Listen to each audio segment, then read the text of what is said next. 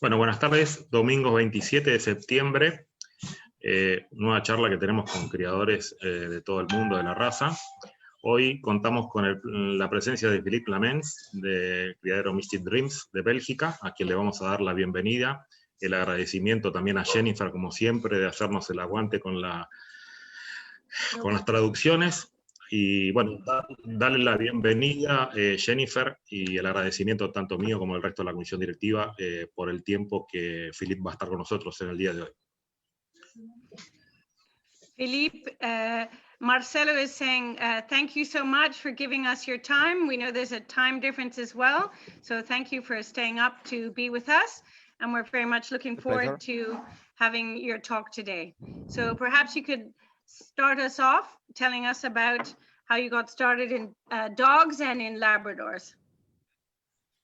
Okay, so I started when I was 17, going to hunting place with some friends, and there I met my first Labrador, and so it was in 70 years ago, so it's a long time ago. And so I couldn't have dogs at home because my mother was too difficult. She wanted a clean house, and dogs are not the ideal to have a clean house. So I had a lot of birds, and I was all the time in with my birds. And one day I leave home because I was in I worked in an association who take care of dogs and cats and everything who were how you say that For rescue? Yeah, rescue dogs and everything. So and I was also DJ in a radio, and in front of the house of an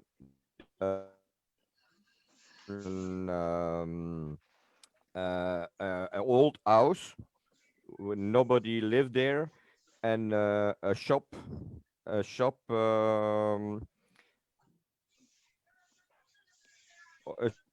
owner put his dogs he couldn't sell in that house in very bad condition and everything. So and five young puppies, five young dogs who were in very poor situation, Condition. and one of condition, and one of them was a Labrador. We suppose she was 3 months, and so we put her to the veterinary, and they did everything they have to do to put the dog in good condition. But a few days later, they have to give back the dogs to the shopkeeper. And a few 6 months later, we had another problem with this guy. We find dogs in the garden of his own house, and the dogs were eaten themselves. So they eat the dogs. Yeah, yeah, it was very ugly. And I found back my Labrador from 6 months ago, and because she was tattooed, and she weighed. So we think she was 10 months, 9, 10 months, and she weighed 9 kilos. So she was a very poor skin. So I take her at home. I leave my home because my mother didn't want a dog. So I leave my home, and I went sleeping in and she became her brevet. She got her brevet of obedience, very high level, and I did very high level obedience, and I think it was in 80, 80 in the 80, early in the 80s. She became the seventh best dog for all Belgium, and they were more than 1,000 dogs. And so I began to do obedience, yeah. And so I have to go to show with her because she had no pedigree. and I need two very goods on show to get a white because I was they invite me to do the first Belgium championship obedience, and so I went to show and I saw a breeder who I know in obedience, and I asked him to have a puppy, to have a new dog for competition, and he said, Philippe, you are too good in dogs. You have to go to another breeder. You have to go to a breeder in France. And Oh, so I went to this breeder. I went to this breeder and I buy my first dog in 83. 83. okay. She Can I take she a became break? So, yeah, okay. okay. Bueno, Philippe tiene un comienzo bastante distinto que la mayoría de lo que nos han hablado. Él siempre vivió en un lugar donde había mucha gente que cazaba. Él empezaba a conocer su primer cachorro labrador a los 17. No es que lo tenía con él porque él tenía una madre que era muy complicada y que no le gustaba que la casa se ensuciaba, por lo cual ella no quería ningún perro en su casa. A los 17 él se fue de su casa y trabajaba en una asociación de rescate de perros y gatos, y también trabajaba con un como disc jockey. Y donde él trabajaba enfrente había una casa abandonada donde alguien que tenía un negocio tiraba los perros que él no podía vender. Y ahí adentro había 5 cachorros de distintas razas que estaban en bastante mal estado, adentro de lo cual había un labrador de aproximadamente 3 meses. Él llevó los cachorros a los veterinarios, lo recuperaron, pero fueron obligados a devolver los perros al dueño. A los 6 meses tuvieron otro problema con el mismo señor en su propia casa, donde había dejado muchos perros y los perros en un estado muy mal, al punto que se comían ellos mismos, digamos, se comían entre ellos. Se mataban, se peleaban o se comían los perros. Y adentro de los cachorros ahí había esa perra que en esa fecha ya tenían cerca de 10 meses y debe haber pesado 9 kilos. Él recuperó la perra desde ahí, se fue de su casa, se vivió en otro lado y vivió con esa perra y empezó a trabajar con ella en obediencia. En los comienzos de los años 80, ella llegó a ser el número 7 en obediencia de todos los perros en competencias en Bélgica, y había más de 1000 perros que estaban compitiendo. Sigue un gran logro. Y él la presentaba en obediencia, pero ella obviamente no tenía pedigree, y él quería empezar con un perro con un pedigree. Se fue a un señor allá que tenía criadero, pero dijo, no, Philippe, vos sos demasiado bien trabajando con los perros, tenés que ir a un buen criador en Francia. Y ahí es donde fue a comprar su primer perro con pedigree en Francia. Okay, Philippe, sorry, I think I've caught up now. So please carry on with your story. It's very different from most people's start in Labradors. Yeah, okay. So with this bitch, who was called Vivacity, I got my first, a few years later, I got my first show champion and also work champion, field trial champion. And that's the beginning of the story. I always try to breed dogs who looks nice, but also who have the good temperament to hunt and to retrieve what they are supposed to do. How did you choose the name for your kennel? How I could say, wow, it was a super idea, but it's I worked in a carpet factory, and it was a name of a carpet. So it's so stupid. But yeah, but the first you know you have to give 5 names, and my Yes. first name was Angel Eye.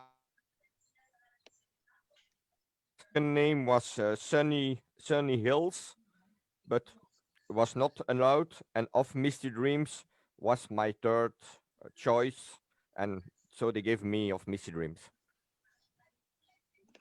I think they always give someone their third choice, never their first.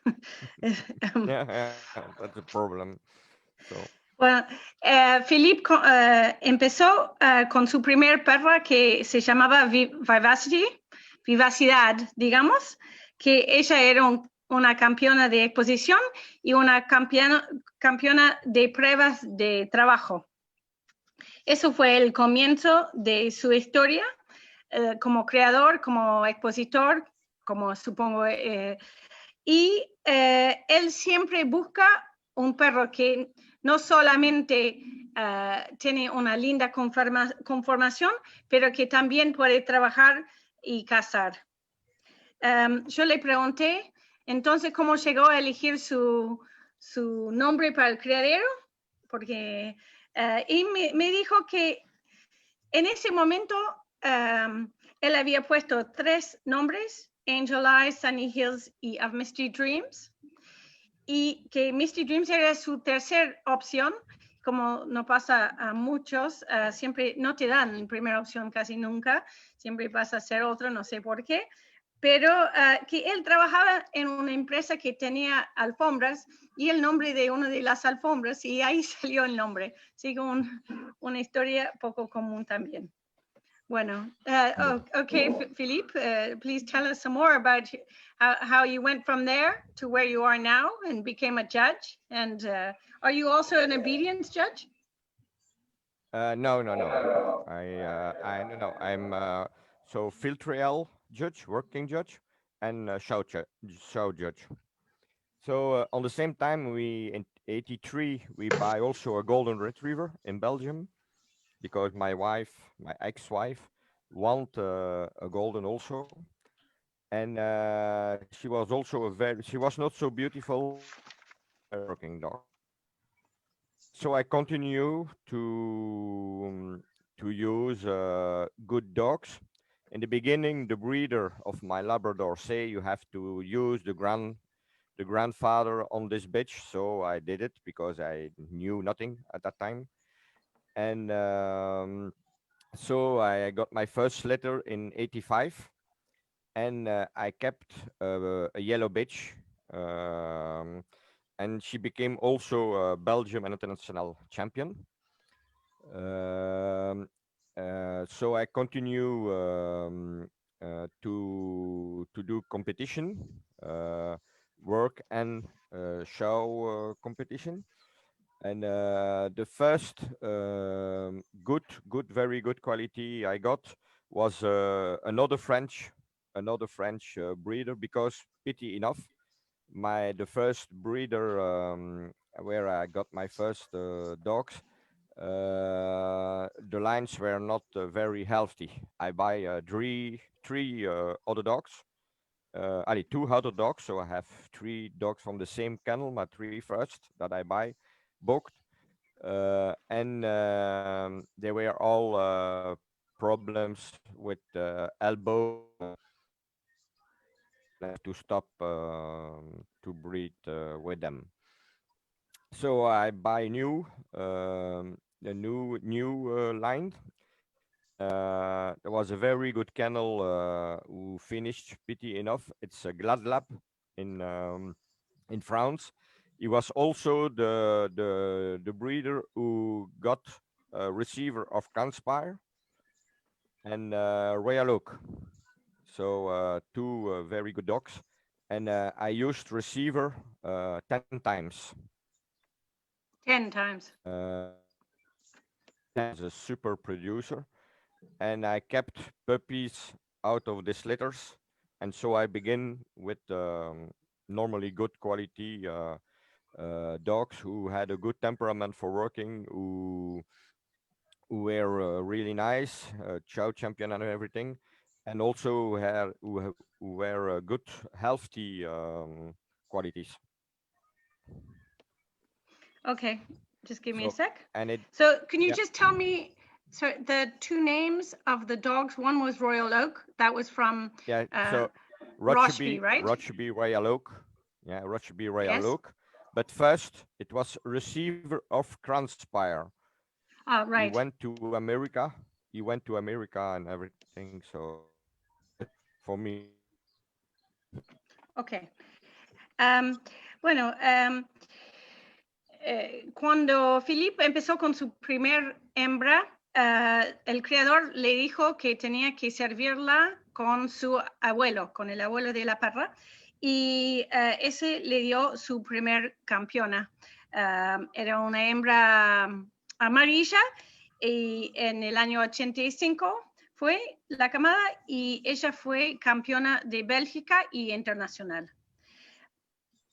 Al final compró dos perros más de la misma gente, pero lamentablemente esas niñas tuvieron problemas de codos y problemas de salud, así que él tuvo que dejar de criar con ellos. Y de ahí él compró nuevas líneas en Francia de un criador que no está más, Gladlab, y usó con sus hembras dos machos muy conocidos en Inglaterra, uno que se llamaba Receiver of Kranspire, lo usó 10 veces, digamos, y Rochby Royal Oak, otro macho, de Marion Hopkinson. Y de eso, él empezó a tener la línea con lo cual trabaja, siempre buscando perros que tenían conformación lindo para exposición, pero el excelente temperamento que se necesita para poder trabajar. Y hay que aclarar que él es juez de exposición y también juez de pruebas de trabajo. Yo pensé que podría ser de obediencia, pero me aclaró no, que de conformación y de pruebas de trabajo.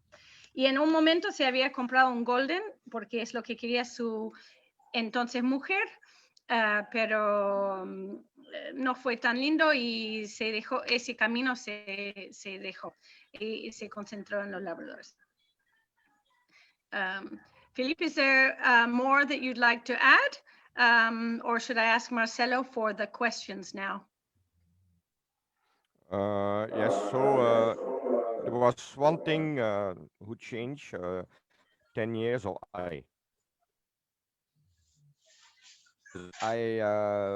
I got some working lines Labrador. I don't know if you know them in Argentina. So they look more like black whippets, who are very easy to train.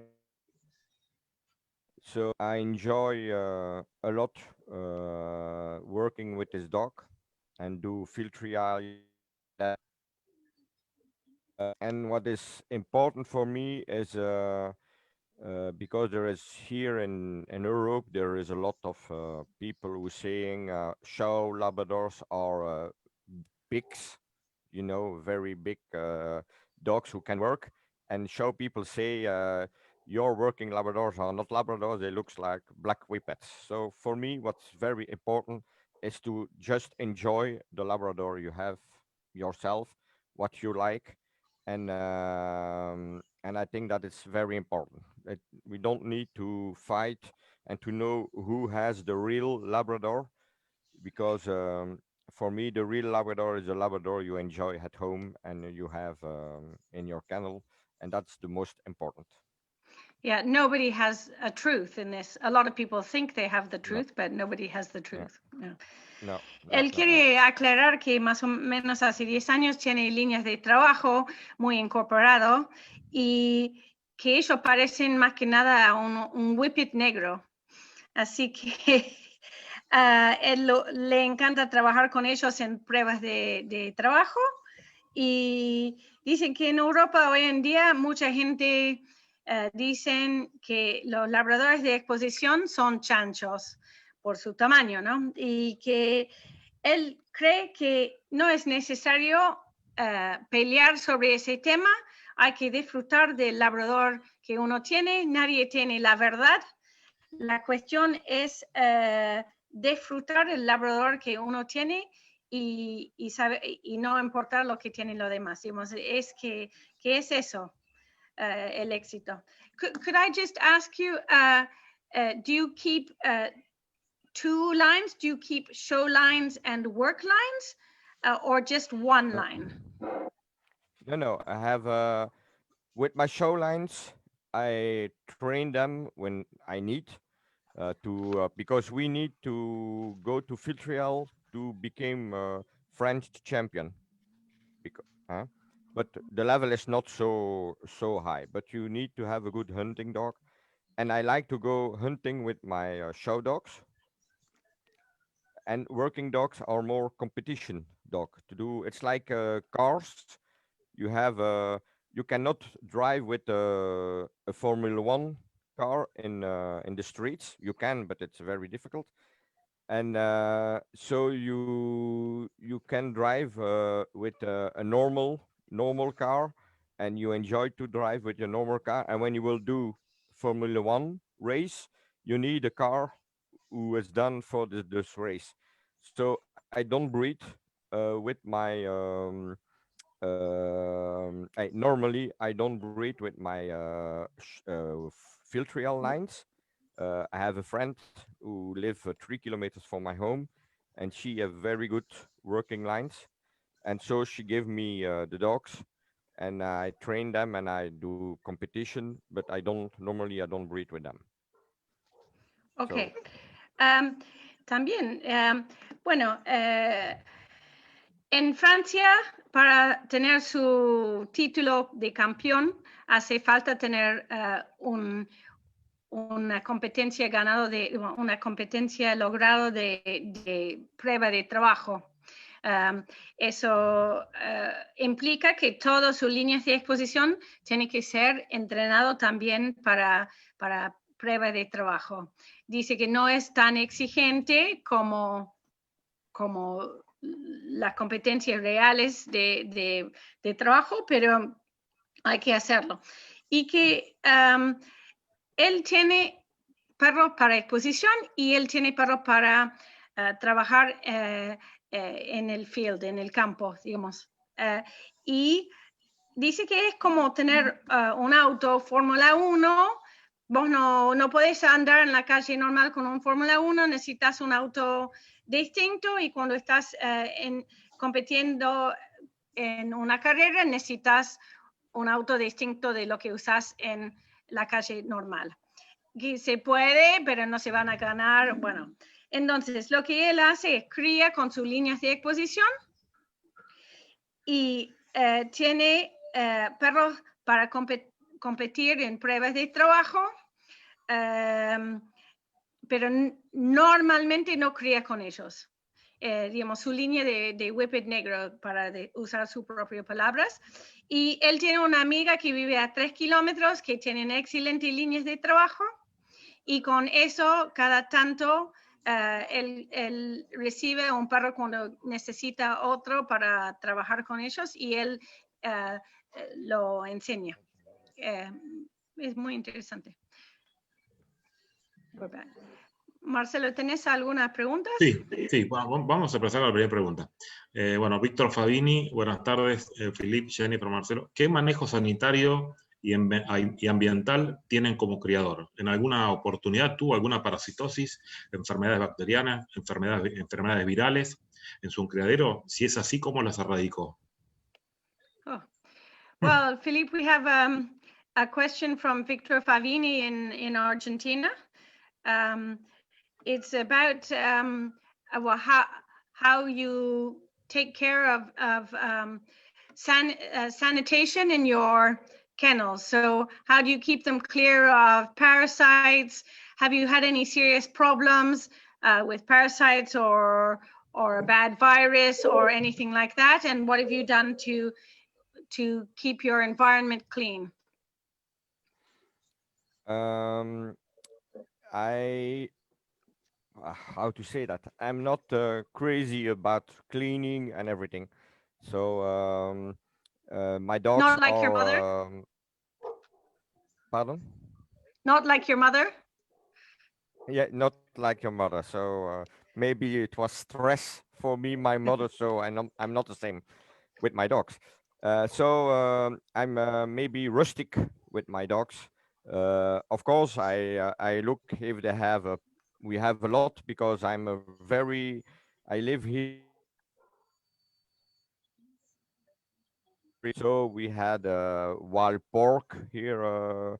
We see regularly wild porks, deer, foxes, everything. So we have a lot of problems with flus and ticks. Please. And so I gave a product, but I I did it for 30 years now, and I had no problem. But I did it only one time a year, or maybe two times a year. But I used it this year a little too much, and I got big problems with the product because it's a poison. Every tick or flu medication. So this year, you see, after 30 years, I gave too much product on my dogs, and I had a lot of problems with the dogs. Are very well, and no problems with the dogs, but I lose 7 of 8 liters. The last 7 bitches were empty or puppy died, avortments and everything. So big problems. And cleaning for virus and everything. So my dogs are in parks. 3 dogs have a 400. I don't know how you say that. Mètres carrés. Square meters, see. So it's 20 on 20. You see, parks from 20 on 20. 2 or 3 dogs, and they have all their own house. Who is very easy to clean because it's international. It's industrial doors. I don't know if you see what I mean. The big doors from garage and factories. They slide. And it's Do they sliding? C'est release? Yeah, I think it's I don't know. It's aluminum, it's metal, and inside it's a yellow mousse, very hard, and it's very good isolation. So it's no wood. There is no wood. There is nothing. So I don't need to clean often. I just take off the sand and the coat, the dead coat of on the ground, and more of them I do nothing. And maybe 1 or 2 times a year, I put products on the walls and on the ground. How many dogs do you have? Dirty for the moment. Okay. Para contestar a Víctor, primero dice que él no es un fanático, un enfermo de la limpieza, que capaz que viviendo con su madre que era muy así, él fue por el otro lado, que él lo tiene de una manera rústico, más o menos. Ellos viven en una zona bastante campestre, donde hay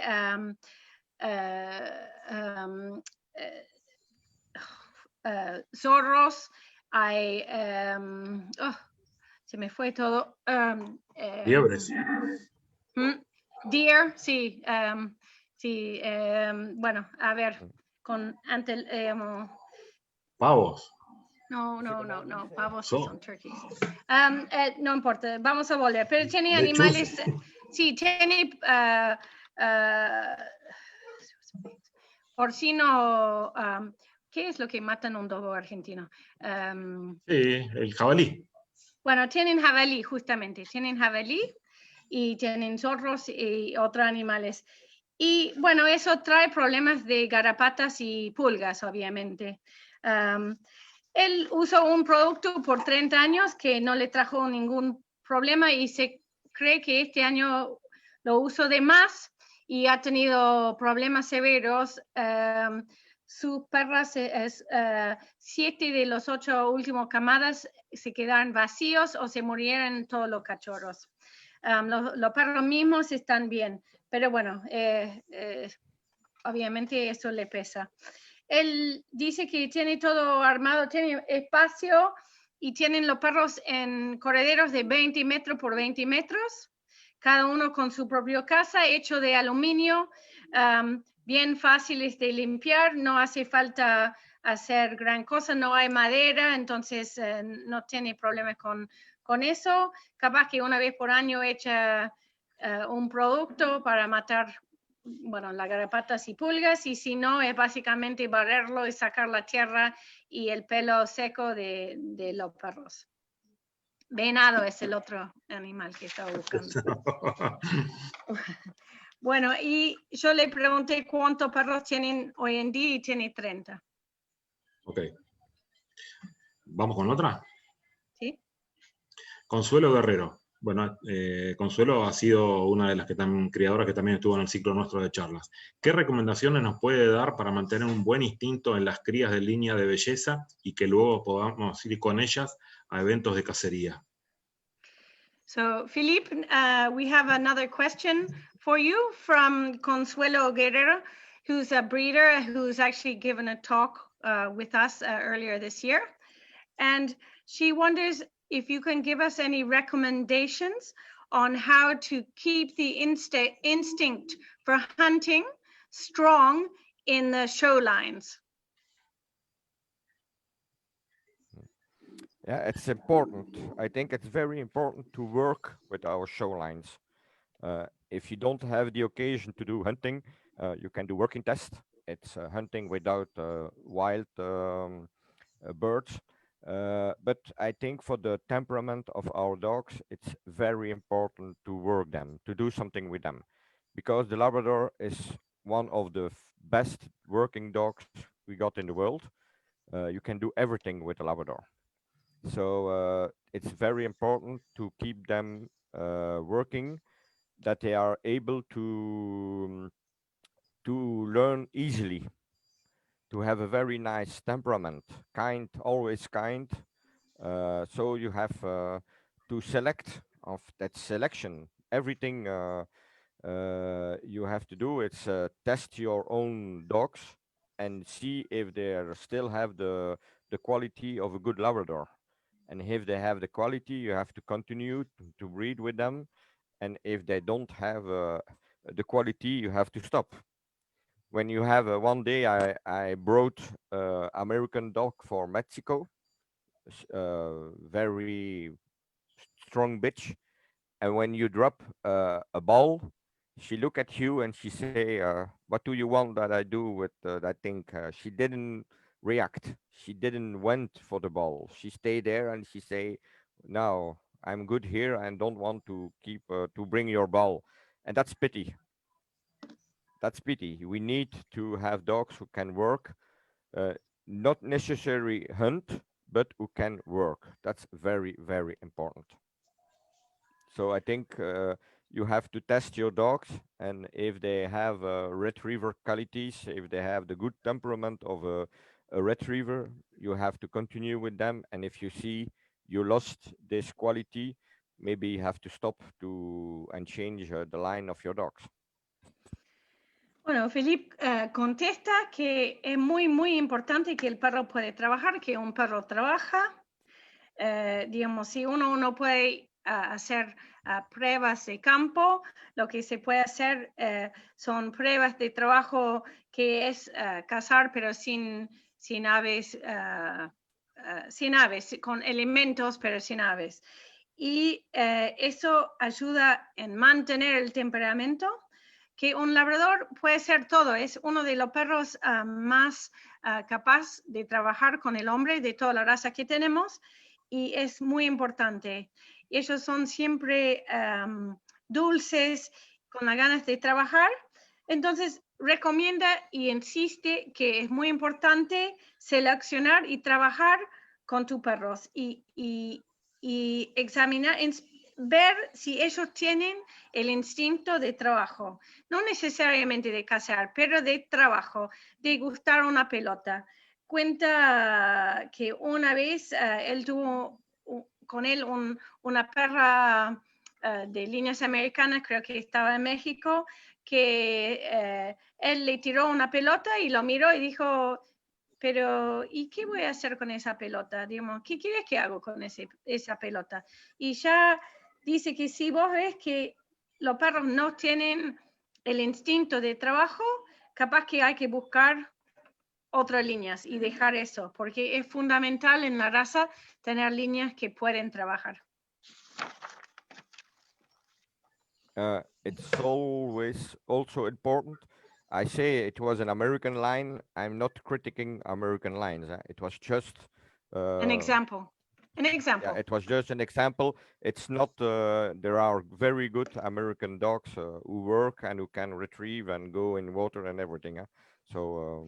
Sí, quiere aclarar que eso fue un ejemplo, no fue una generalización, no está diciendo que las líneas americanas están así, solamente un ejemplo que se acuerda. Yes, I clarified that very much so that, yes, it was just the example of that particular bitch. Yes. Yeah. Bueno, a ver.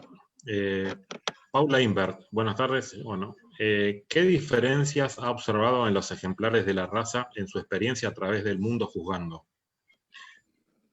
¿Me puede repetirlo? ¿Qué diferencias? ¿Qué diferencias ha observado en los ejemplares de la raza en su experiencia jugando a través del mundo? Well, Philippe, we have a big question for you here. Good luck. And think of it as your field test. So you've judged across the world. Tell us what differences you've seen in the Labrador around the world. That's a big question. Dangerous. I think when we speak in Europe, for me, the best dogs in Europe are, of course, in UK. I judged 4 times club show in UK, and they got really, really good quality the last 10 years. There was a few times I was not very happy with what I saw, but now they are back. They are top dogs. I got the show where I had 225 bitches, and it was just amazing to see all these qualities. In Europe, out of England, you have, of course, Spanish. The Spanish dogs are very good. I think Spain is one of the best countries in Europe from Labradors. Then you have top quality also in Russia, Ukraine, all these countries, Poland, of course. They have top quality, but also because they use a lot of American dogs. And of course, America, they have also excellent quality. And what I like in America, it's they kept for the moment. I hope they never will lose it. The front ungulations, the front and the back ungulation, but especially the front ungulation, because for me, the biggest problem in the conformation of the Labrador in the world is ungulation. It's not only with the Labrador; it's the same with the Goldens. I think pity enough we lose the front ungulation. And when they have a beautiful shoulder placement, they have a beautiful neck. Also, the proportion between in the dog when they have a good front, the front side is larger, so the proportion is better with dogs who have only a straight front. Yeah. I ask also because there was a FCI. I don't know Argentina. Is it an FCI? Yes, FCI yes, country. Yes. Yes. So they look to the FCI standard. They forgot in the standard a very important sentence in the standard of the FCI.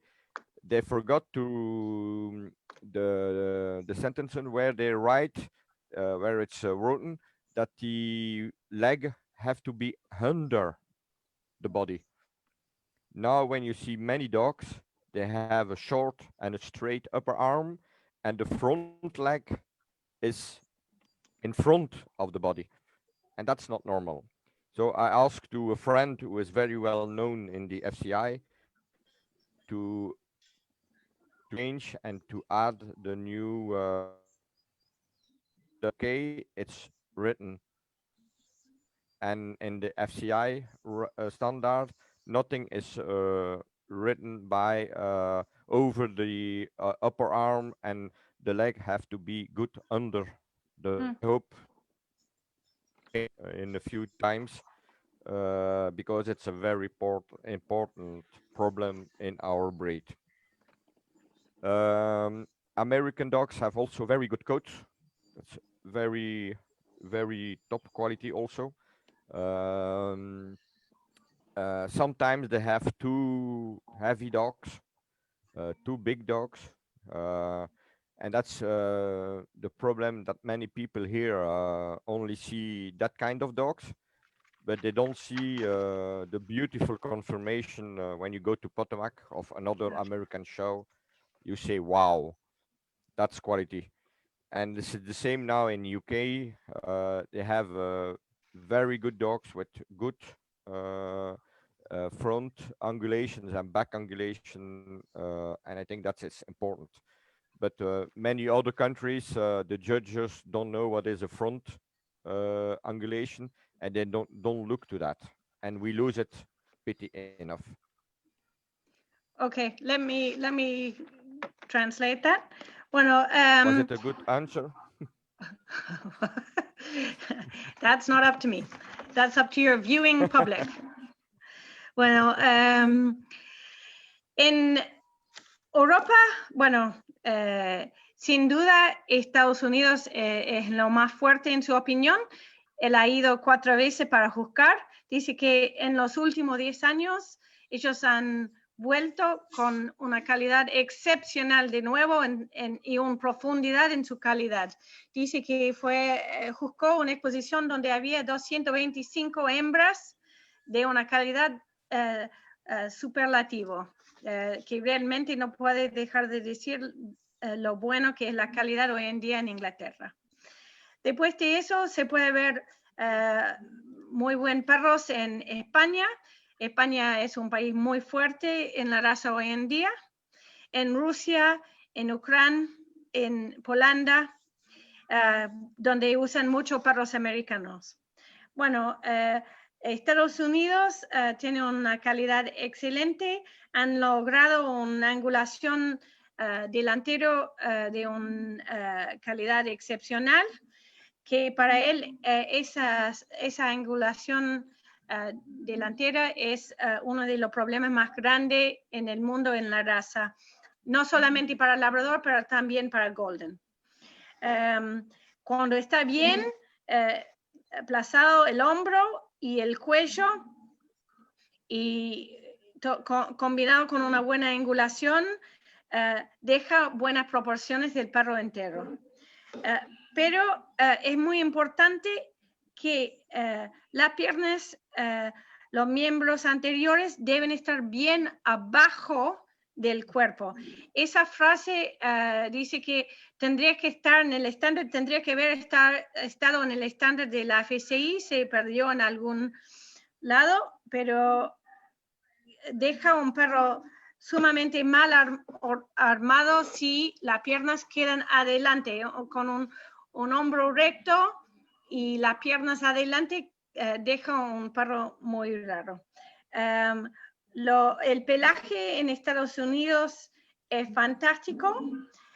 La crítica de los jueces que van a Estados Unidos de otros lados es que muchas veces los perros son demasiado pesados, pero hay que ver también que tienen perros con angulaciones y proporciones fantásticos. No solamente fijar en ese peso. Hay que poder ver eso. Y si uno va a Potomac, hay cantidades de perros así para ver. Y preguntó si había contestado bien, pero creo que es una pregunta muy amplia. Uno podría hacer 2 horas de conversación sobre eso. Sí. A ver, Patricia Cuello, buenas tardes a todos. Quisiera preguntar qué es lo que más le gustó, qué es lo que más le gustó en la raza y qué busca en un labrador. Okay, so we have a question from Patricia Cuello from Argentina, asking what is it that you most like in the Labrador breed, and what is it you look for in your dogs? I think the biggest quality of a Labrador is the temperament, is kindness, is will to please, always happy to work with you and always happy to be with you. It's a dog who is happy to be with you in the forest. It's a dog who is happy with when he is with you in the house. He's always happy, and that's for me the biggest quality of the Labrador. It's also in confirmation a normal dog. It's a dog.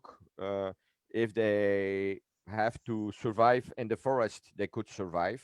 They can hunt alone. They can eat alone what they find, and they can survive in the nature. So it's a normal body with a good temperament, and I think that's the most important things of the Labrador. Now every breeder will enjoy something, beautiful eyes, a beautiful head, a lot of, I'm not a head judge.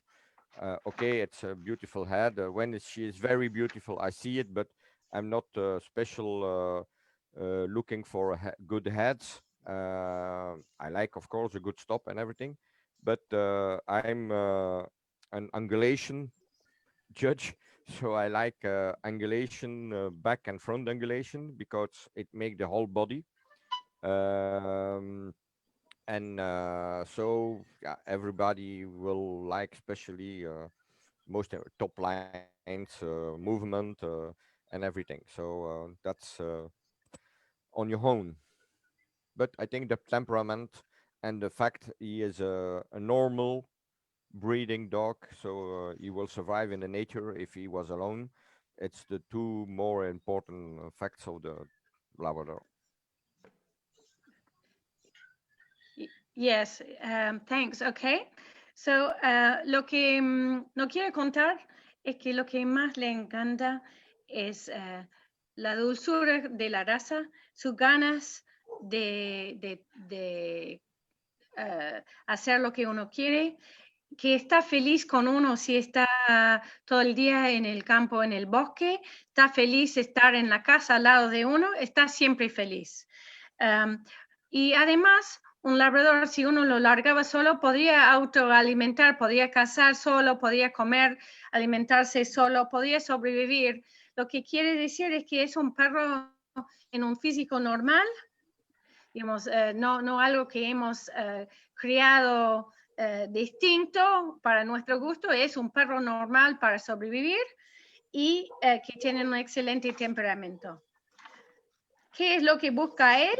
Bueno, lo que busca él dice que él no es alguien que está buscando la cabeza perfecta del perro, no, eso no es lo que está buscando. Lo que él le encanta son las excelentes angulaciones delanteras y traseras. Todos le gustan un buen línea superior y un buen movimiento, pero lo que él busca en todo eso son las angulaciones en la raza. Bueno, Paul Imbert, ¿qué impresión tuvo de los ejemplares que jugó en Argentina? So you're probably expecting this one. So the question is, what was your impression of the Labradors you saw in Argentina when you were here 6 years ago? I hope you looked back at all the pictures. I have one with you. Yeah. The problem is I have Alzheimer, so I forgot Very quick. No, they have good, a lot of American lines, of course. They have. I was very happy with my winners.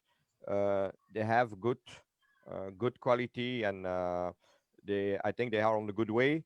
And also very important, the people are very kind. Bueno, dice que tiene un Alzheimer, no se acuerda nada. No, pero después, no, que dice que se vio que había mucha influencia de líneas americanas y que él estaba muy contento con lo que habían ganado con él y que cree que estamos en buen camino y más que nada se acuerda de la buena predisposición de toda la gente que él se encontró en la exposición. Bueno, a ver, otra pregunta también de Paula. ¿Qué nos puede decir de Ati Aspen of Finwose, un hermoso ejemplar de su propiedad? Perdón por el inglés. Philippe, did you hear the name of the dog? Because they were asking you. Ati Aspen of Finwood. Yes. Can you talk to us about that dog? Yeah. Okay. So the story began with his father. So it was Palabras Blue Bayou from Finland. Palabras Blue Bayou from Finland. And I saw him and I asked to Anelle, his breeder and owner, if it was possible to have the dog for a year in Belgium. So she said yes. She was very kind, and she said yes, Philippe, I can do that. So she sent me the dog, and I showed the dog. He won at show. I used him a few times, and he produced some very good puppies.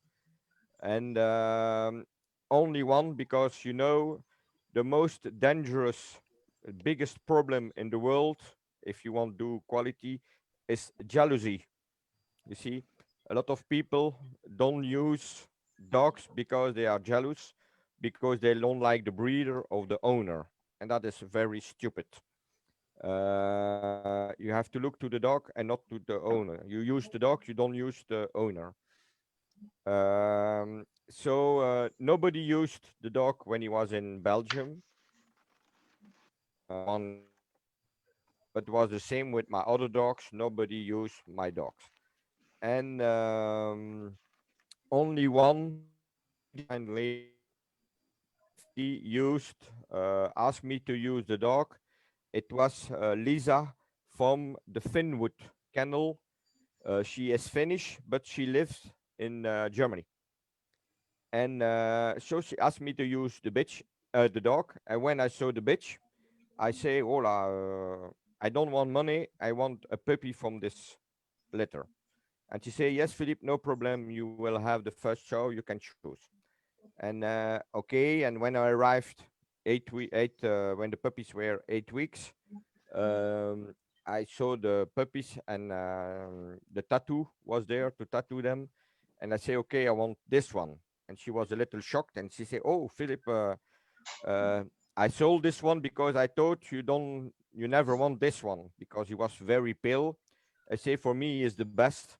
And she said, "No problem. I phone to the normal owner, and I will say that you pick his puppy." So she gave me the puppy, Mickey, and he was a very, very good dog. He was a very good working dog, hunting dog, and a nice, beautiful dog to see. And I think in his first show, and I think there was a club show with more than 900 Labradors in the like a little Potomac, all in one day. 12 judges, 12 judges on the same day, and he was best dog at that 7 years later. I did the same show with him with English judges, and I won again best dog. And that was the last show he did. So he won the biggest show when he was 11 months, and he won the biggest show when he was 7 years or 6 years. And and also the same, not many people used him in Belgium or in France, pity enough. And now, in this week, I think we will have a new litter from him. Lisa asked me to use the salmon, and I say no problem, you can have the salmon, and she will have a puppy, a litter from this dog next week normally, and I asked the black male out of this litter. You will keep a black male, is that what you said? So I lost part of it. normally, yeah. If there is one, I will use I will take a black dog out of that litter. Is he still alive? Yeah. No. I think he died 3 years ago, 3 or 4 years ago in Italy. So I gave him to very good friends who take care of him, and he died in Italy. I think he would be 17 or 18. Oh, I don't remember when he was born, but long and time. it was a very good dog. Yeah. It's a very good dog. No, bueno, cuenta que la historia empieza con el padre de ese perro. El padre era Palabras Blue Bayou, que era un perro de Finlandia. Y cuando lo vio, él preguntó al criador, que se llama Nela, si podía tener el perro un año en Bélgica. Durante ese año, él lo usó con sus hembras varias veces y tuvo unas excelentes crías. Pero como todo, uno de los problemas más grandes de la crianza de perros es el envidio. Y la gente entonces no usan excelentes perros a su propio costo. Dice que es muy importante dejar eso al lado, ya que uno no usa la persona, sino el perro, y hay que dejar eso de costado cuando uno cría. Bueno, él entonces se quedó con su perro, con ese perro, y había una sola mujer, que quiso usar ese macho Palabras Blue Bayou, y ella se llama Lisa, y es de un criadero que se llama Finwood. Ella es de Finlandia, pero vive en Alemania. Cuando él vio la hembra con la cual quería servir, dijo, yo no quiero un pago de servicio, yo quiero una elección de esa camada. Y ella dijo, sí, por supuesto. Y él tuvo primera elección. A las 8 semanas del nacimiento, él va a elegir el cachorro y dice, yo quiero ese perro. Yo dije, oh, pero yo ya lo vendí. Dice, perdón, yo pensé que nunca ibas a elegir un perro con porte tan grande, así que, bueno, no importa, yo llamo y lo cancelo y, bueno, vos llevas ese perro. Ese fue Mickey. Y Mickey fue un excelente perro de trabajo y perro para cazar, además de ser muy bello. Y él empezó a los 11 meses de edad en competir en una exposición muy grande. Había una exposición de 900 perros que juzgaron todo en un solo día, como mini Potomac, así que usaban 12 jueces para elegir. Y él a los 11 meses salió ganador mejor de exposición. A los 11 meses. Y la última vez que entró a pista tenía 6 años y repitió ese éxito. Un perro fabuloso. No mucha gente lo usaron, pero él quedó con semen, a pesar que hace 3 años que falleció el perro, y que él ya debe haber sido ya 16 o 17 años en ese momento. La semana que viene, la misma Lisa del comienzo de esta historia va a tener una camada de él. Qué lindo. Le voy a hacer una pregunta yo, viendo que él también en parte de la charla nos habló bastante bien de de la excelente calidad de la crianza americana. ¿Qué es lo que hoy a él le está preocupando o le preocupa o ve como defectos importantes en la raza, no solo en los Estados Unidos, sino también en el resto del mundo? So Marcelo himself would like to ask you a question, and he says that you talked about the excellent quality that there is in the States, but he wonders what is the serious problem that you might see in the breed, not alone, not just in the States, but anywhere in the world. What do you see as being wrong with the breed in the world right now? So, like I say, confirmation, the front angulation, that's the biggest problem everywhere in the world. And I think healthy problem is elbows. That's the biggest problem also in the breed. I think for me, for the moment, it's elbows. And I think we have to be very careful for that problem because it's a very painful problem and difficult to breed out of our dogs.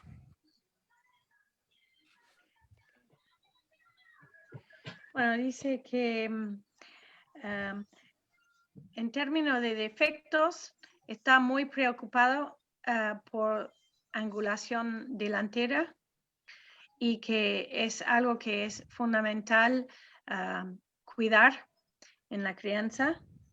Y con respecto de salud, el problema más grande que se ve es con los codos. Dice que los codos, los problemas de codo son dolorosos para el animal y que encima no son tan fáciles de sacar cuando uno está criando. Así que hay que poner mucho énfasis en evitar este problema. Okay. Preguntale a qué edad él hace la selección de un cachorro cuando decide quedarse con algo de una camada. Philippe, could you talk to us about how old the puppies are when you select them, if you have a special way of choosing which puppy is going to stay with you? Yes, I think it's my experience. 7 weeks is the most important moment to choose a puppy.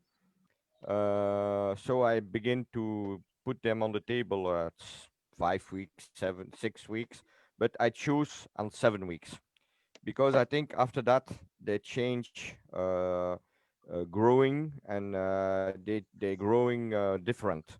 So it's very dangerous, I think, to change to keep. I got a friend many years ago.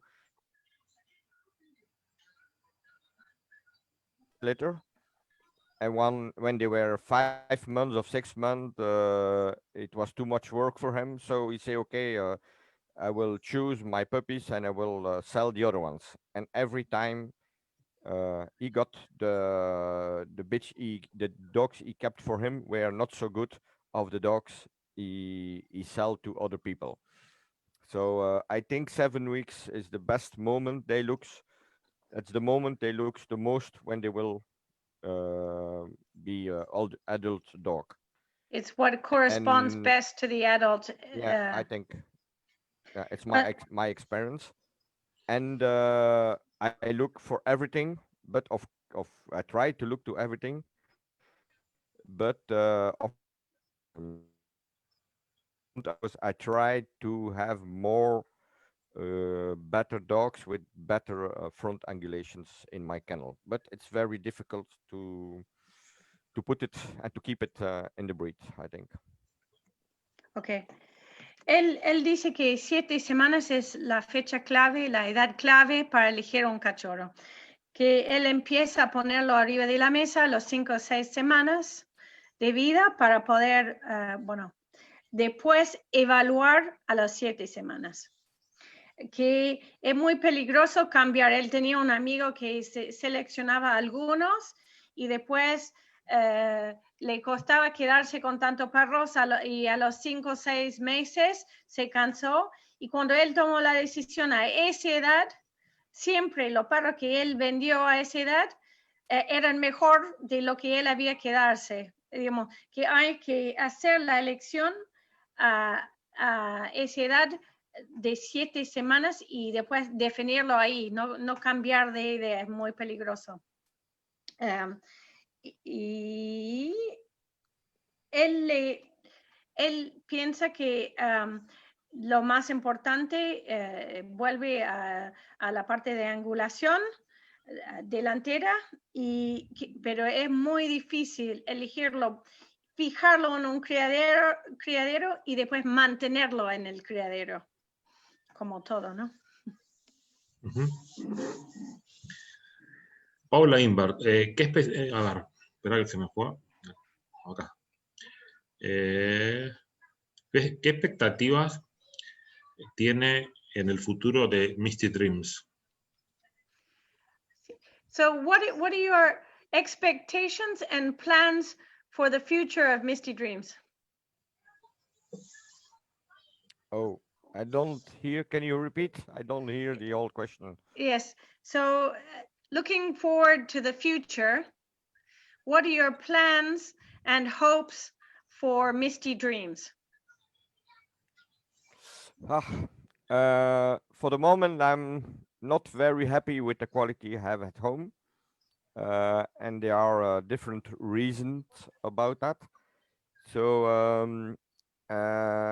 I think a few, maybe 10 years ago, uh, I um, I was planned to. So my first 20 years, when I choose a male for my dogs, it was only on type.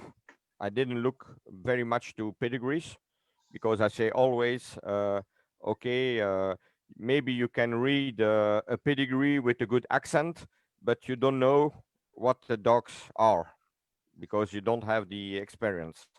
And that's a big problem, I think, in the breed set. You never know what very happen with the dogs. With our is temperament, you don't know what our is healthy problems, and that's pity for the breed. And so I choose always my dogs on a type. And I think I had many people say you have always the same type of dog, the same qualities, and the dogs I like. And after 20 years, I say, okay, now I will try to do line breeding and start to use of Misty Dreams on of Misty Dreams. So I never used two of Misty Dreams on together. So it was always outside dogs I used or dogs I have both from outside. And pity enough, I had a dog at home from a friend or ex-friend for 1 year because I have to work him to put him up chow champion. So the deal was, okay, Philippe, you train him and you can use him so much you want on your bitches. And he was a good dog with good lines, half American, half Norwegian, Nordic lines. And I used him some valuable bitches, good quality. And then I kept grandsons of this male to use on my own dogs and my own lines. I always try to have 3 or 4 different lines in my kennel. You see, so when I have a problem with one line, you don't have to put all your dogs out. So I have always different lines and try to keep 3 or 4 different lines in my kennel. And pity enough, uh, the big problems begin when I saw that I have more and more elbows problems in my dogs, and so I c- I n- I find out that it came for the bitch line of the dog of this dog, and so no line breeding anymore because I couldn't use a dog. I couldn't I couldn't double to bring So there was one problem. So I have to change my way of doing. And the other problem is maybe, not lucky with selling puppies and have a lot of puppies. And when you do insemination, it costs a lot of money. It's not always easy. So it's now a few time also with the corona problems. It's a few years I can't use the dogs I want to use. So for the moment, I'm not very pleased with what I have, and I hope to try to have better dogs, to breed better quality in my dogs. So that's my challenge for the future. It's always hard to to get quality and to keep quality. That's the big trick. Of course. Bueno, Philippe cuenta, bueno, muy sinceramente, que hoy en día él se siente que quiere mejorar la calidad de lo que él tiene adentro.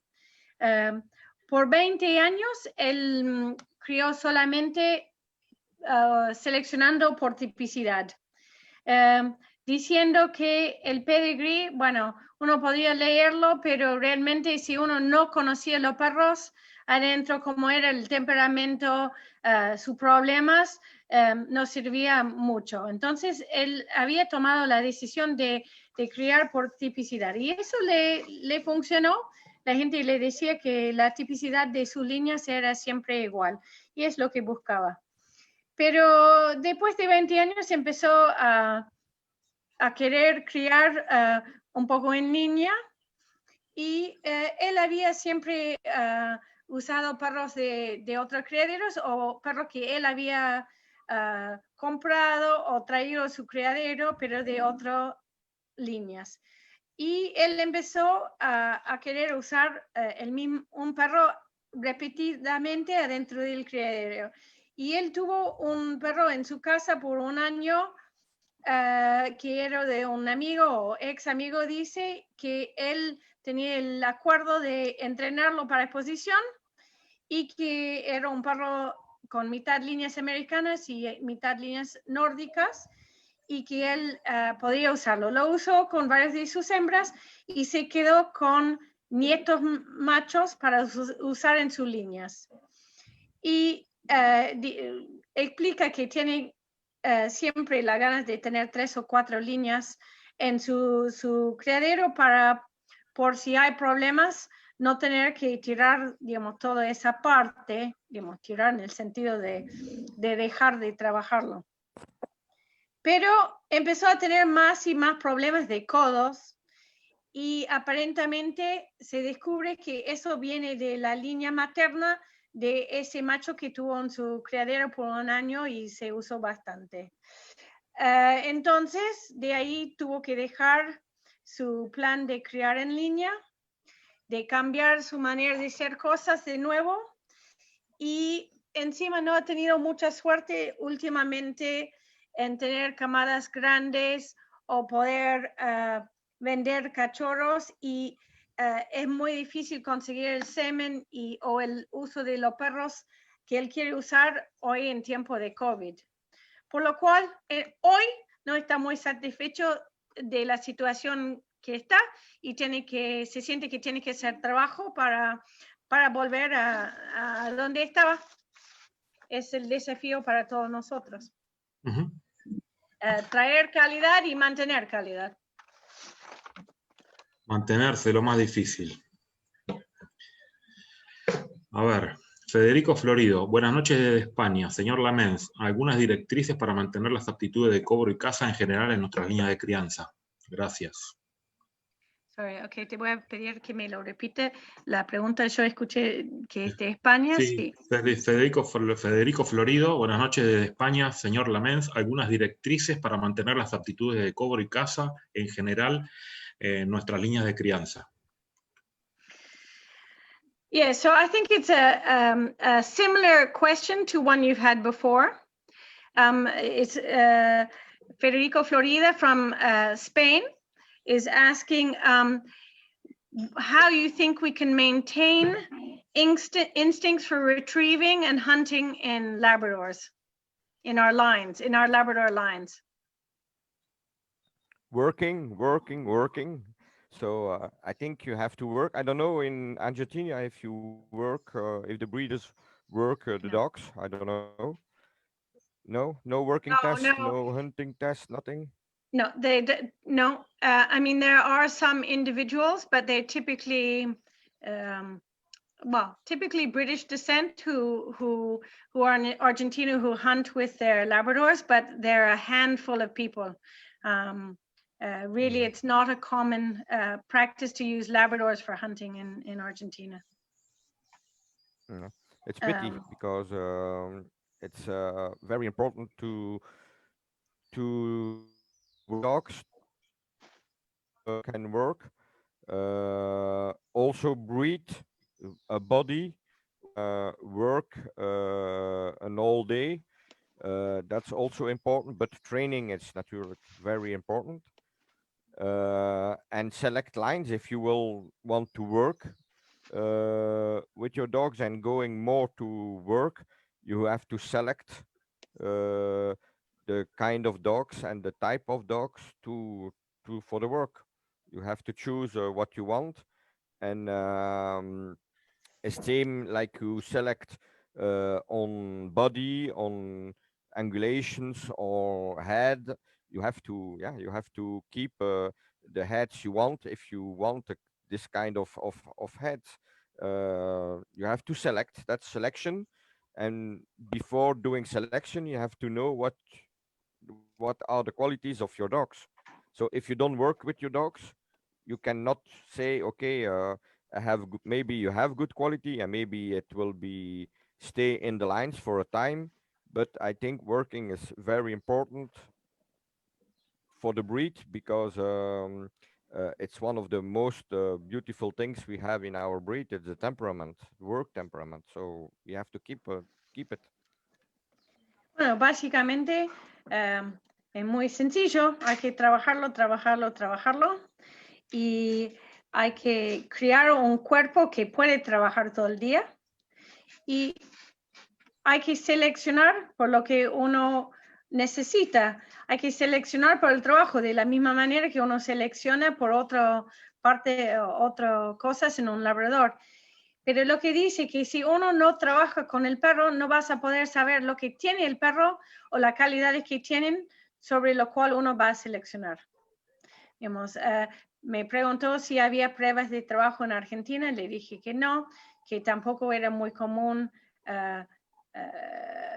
para la gente trabajar con los labradores para cazar, que yo personalmente conocía a algunos anglo-argentinos que lo usaban para cazar, pero era la minoridad. Digamos, seguro alguien va a contestar por otro lado que que caza con su perro, pero como gran número de gente no, digamos, no se ve. Okay. When Patrice. No. Sorry, go ahead, Philippe. Yes, when and also when you work with dogs, you have another connection. You see another side of the dogs. So it's it's very nice to work with dogs, and I think you can, like in Argentina, you have beautiful grounds. If you want, you can uh, do the club can make some tests, some working tests of some tan natural quality test to test the dogs, the breeding dogs. It's not so difficult to do. You don't need to have birds. You have to do it with dummies and other things, but it's very nice experiment to work with dogs, and that's the only way to learn the quality of the temperament of the dog. And in Spain, I went a few times to Spain for judging field trials. A few years ago, they were beginners, and now they are winners.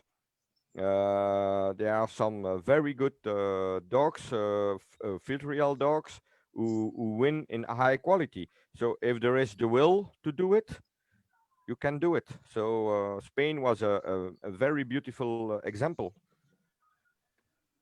Ok. Dice que cuando uno trabaja con un labrador, uno puede ver otro lado del perro, que es una experiencia sumamente lindo, rico, trabajar con un labrador.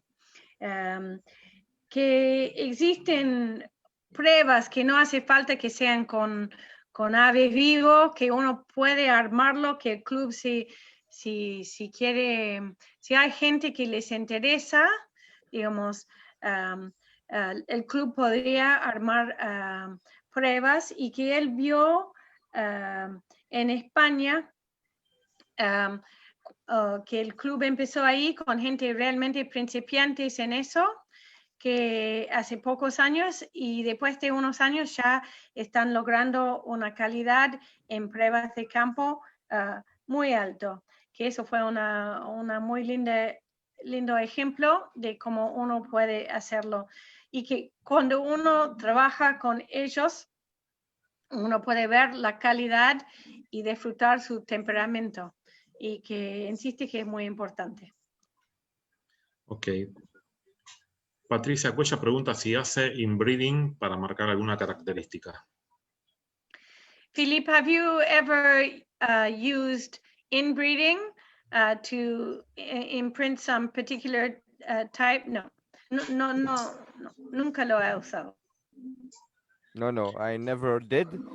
I was supposed to try to do line breeding before I used this dog, and because I was happy with the quality of confirmation, I was happy with the temperaments, working temperaments, and healthy. So I was supposed to do line breeding, but with the elbow problems, I have to stop, and I have to change my mind. And so now I try to use lines I like a lot, and that's the good thing when I go judging. It's I see new dogs in some countries. I buy a dog in Ukraine. Now the second dog have to come from Ukraine.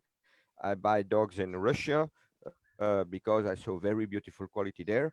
Because it's more difficult to bring a puppy from America, and it's more expensive. If I could do it, I would do it.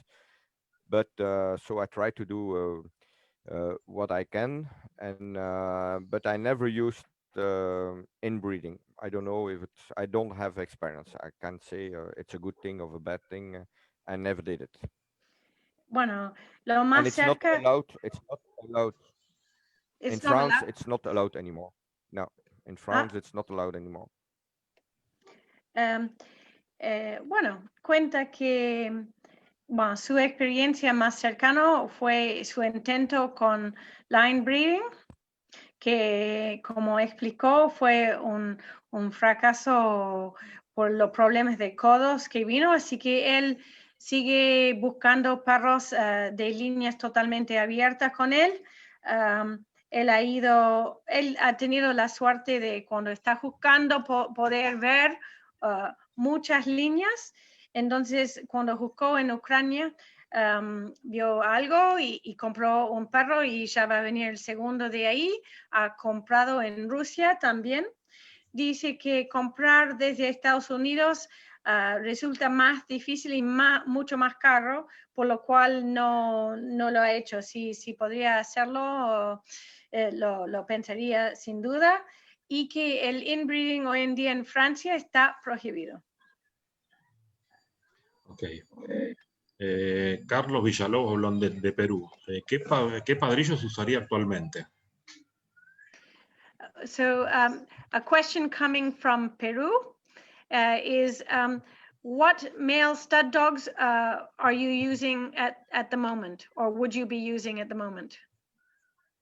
For the moment, I use my own dogs because I couldn't do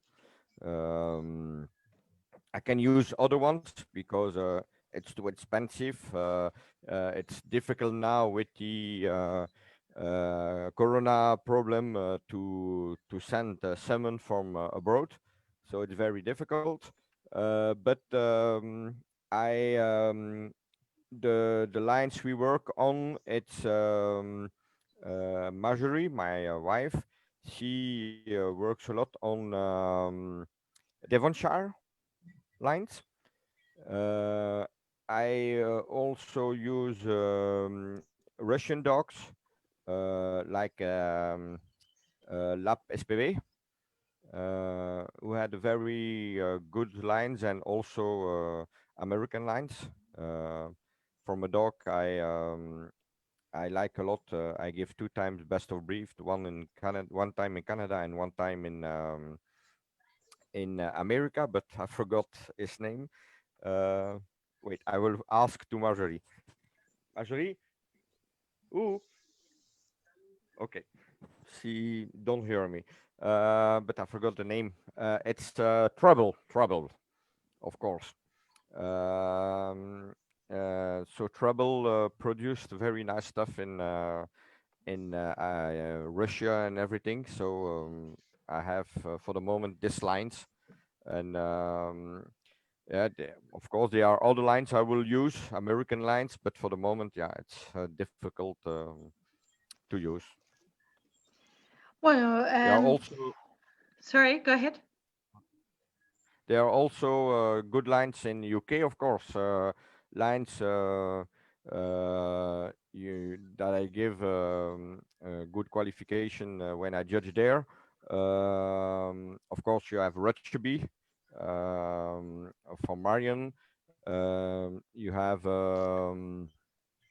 Sean Williams, who have a good type I like a lot. So there are many good dogs, and one of my best producer I had in my kennel was a Fulby dog. So yeah, yeah, a lot of Okay. good quality, but you have to choose your type. Bueno, hoy en día está usando mucho sus propios perros. Resulta caro usar otros hoy en día y que es muy complicado con COVID, hasta traer semen es complicado.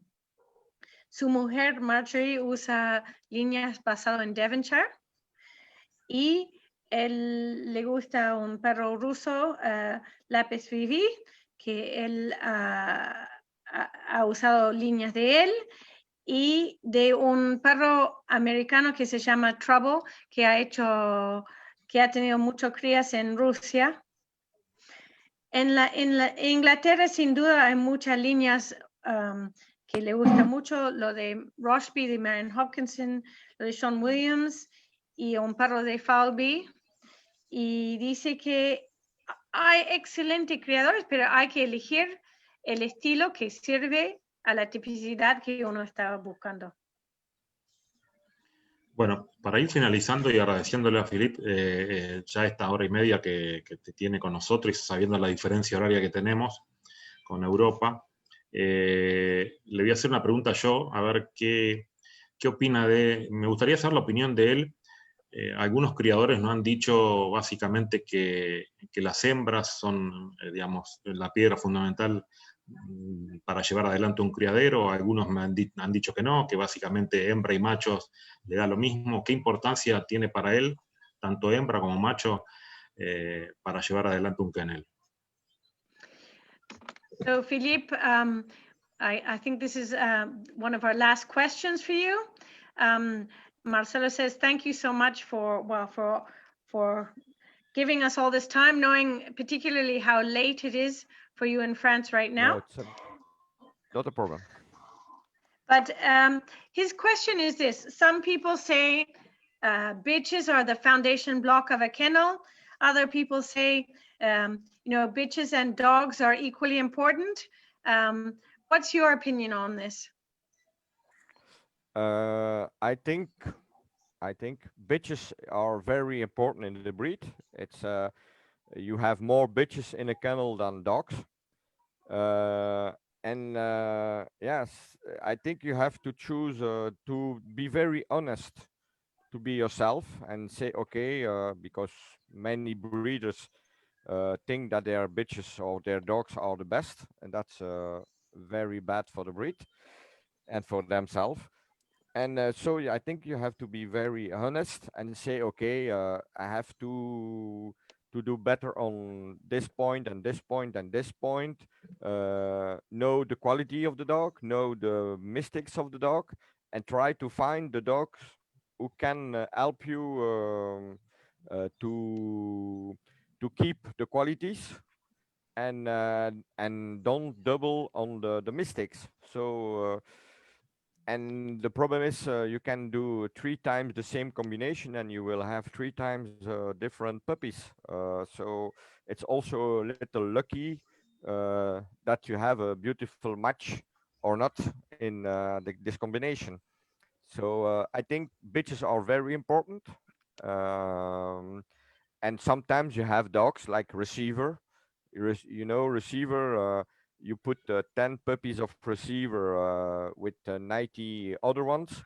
You could take off all the 10 puppies of receiver. That's a male who produced his own quality. Pretentious, Pulstead Pretentious at Rocheby was also a dog who produced really very good and top quality. So you have some males who are very important, and of course, yes, some males are very important, but bitches, it's what you have the most in your kennel normally. So they are very important, and you have to find the good, I think, the good male, and know the qualities and the mistakes of your own dogs before you can do something interesting. Bueno, sin duda, las hembras son súper importantes, ya que nosotros criadores siempre tenemos más hembras.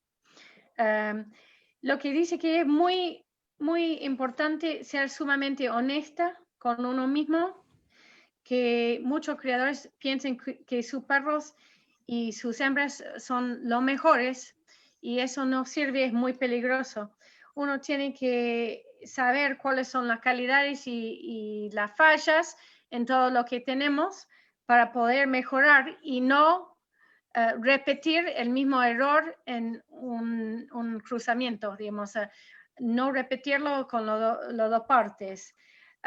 También a un elemento de suerte, uno puede repetir una camada 3 veces y tener 3 resultados bastante distintos. Sin embargo, existen unos machos importantes, como fue receiver para él, que uno podría tomar 10 cachorros de receiver, mezclarlo con otro 90 y sería fácil sacar los 10 cachorros de él. Deja un sello.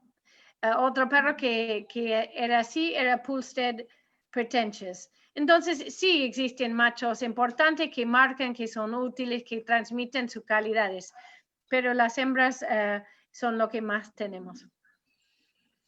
Bueno, Philippe, nuevamente gracias por el tiempo que nos ha brindado, como a toda la gente que está presente. Gracias también a Jennifer por el aguante, que siempre presente ahí ante un requerimiento nuestro. Y bueno, esperemos pronto que pase toda esta pandemia y que las cosas vuelvan a la normalidad. Bueno, Philippe, once again, Marcelo wants to say thank you on behalf of himself and the whole club for your time and for all your generous and honest sharing of information. Thank you so much. And well, let's hope that this pandemic will soon be over and we'll be able to return to a normal life and well, be able to see you closer once again. It's my pleasure. So it was very happy to do it, and I think it's important to do that to learn more, because it's only when you speak with other people you can take the good things of the bad things, because every people have his own idea. And I hope one day that I can come back to Argentina and do maybe a week working test and everything for the club, so they can start to working dogs. Maybe it will be interesting. So Well, thank you yes, very we much should. to invite me. Thank you. And that's a very, well, that would be a very worthwhile thing for us for sure. Dice que fue un placer grande poder compartir con nosotros, que es muy importante aprender y de cada uno puede sacar lo mejor y lo peor de todo lo que es eso, que cada uno tiene su cosa para compartir y que dice que espero que pronto pueda volver a Argentina y le encantaría capaz pasar una semana a enseñar cómo hacer pruebas de trabajo y ayudarnos a progresar por ese lado. Lo tendremos en cuenta. We'll certainly keep you in mind when we can do this. It would be very interesting to do a working test and have some support with that. Thank you. With pleasure. Ciao, Thank you very Philippe. much to Ciao, everybody. ciao. Bye bye. Ciao. Thank you. Bye bye. Take Ciao. care. Take care of Ciao. you.